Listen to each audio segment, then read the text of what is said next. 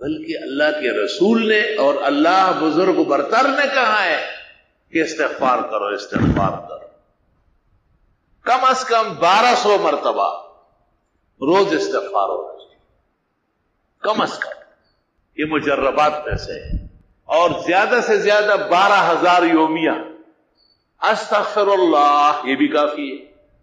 استغفر اللہ ربی، ترمذی میں اوزائی نے کہا ہے، یہ بھی کافی ہے۔ استغفر اللہ العظیم، یہ بھی کافی ہے۔ بخاری کہتے ہیں استغفر اللہ واتوب الیہ، استغفر اللہ واتوب الیہ،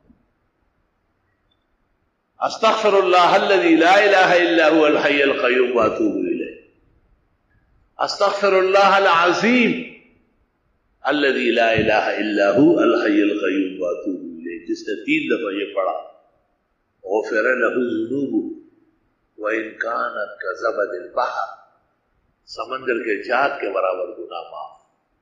غفر له ذنوبه وان كانت كأوراق الشجر، درختوں کے پتوں کے برابر کیوں نہ۔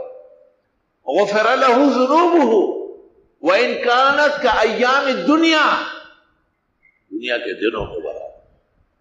وغفر له ذنوبه وان كانت كرمل عالج، جیسے ریت کا تودا، دشگو ڈیرے غر، ریت میں کتنے دانے ہو گئے، اتنے گناہ ہیں، لیکن استغفار آپ نے کہا استغفر اللہ العظیم الذی لا الہ الا هو الحی القیوم واتوب الیہ، استغفر اللہ العظیم الذی لا الہ الا هو الحی القیوم واتوب الیہ۔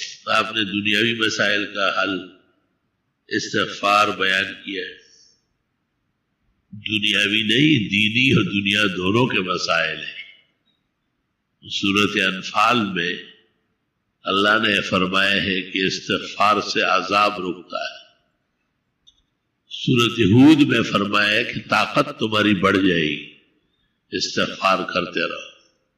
سورہ نوح میں فرمایا انہ کان غفار، استغفار سے اللہ گناہ بخش دے گا۔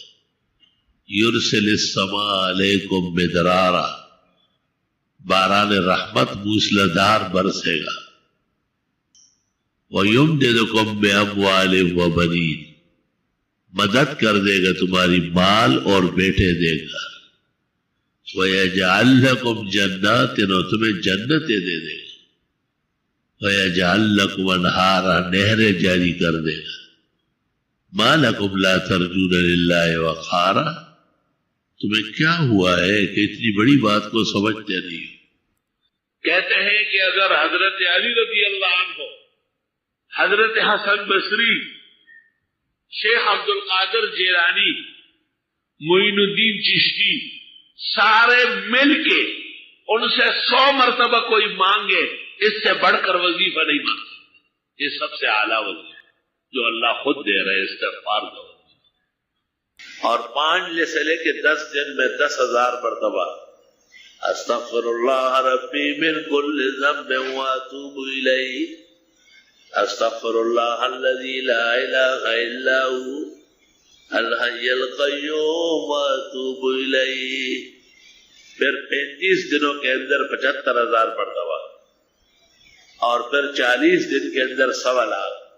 کوئی دعا ایسی کائنات کی نہیں جو قبول نہ ہو، خاص کر رزق کی تنگی، مالی تنگی، سب کے سب چھٹ جائیں۔ دوسرا کام استغفار کا ہے مرادیں پوری ہونا، دعائیں قبول ہونا۔ استغفار کی کثرت کرو، نہ پیر کی ضرورت، نہ مرید کی ضرورت، نہ زیادہ چلے کاٹنے کی ضرورت، نہ مشق اٹھتے بیٹھتے۔ استغفر اللہ الذی لا الہ الا هو الحی القیوم واتوب الیہ، استغفر اللہ ربی من کل ذنب واتوب الیہ، اللہم انت ربی لا الہ الا انت خلقتنی وانا عبدک وانا علی عہدک ووعدک ما استطعت، اعوذ بک من شر ما صنعت، ابوء لک بذنبی وابوء لک باسمی فاغفر لی فإنه لا يغفر الذنوب إلا أنت، سید الاستغفار۔ کچھ نہیں پڑھتے، وَلَا کنڈ زویا یا صحب ہویا، استغفر اللہ ربی استغفر اللہ ربی استغفر اللہ ربی۔ وقت تقسیم کرو، 10 منٹ استغفار پڑھو، 10 منٹ آیت کریمہ پڑھو۔ استغفار بلائیں ٹلا دے گا، مرادیں دلوا دے گا، اور آیت کریمہ دشمنوں کو اور ان کے سازشوں کو ٹھنڈا کر دے گا۔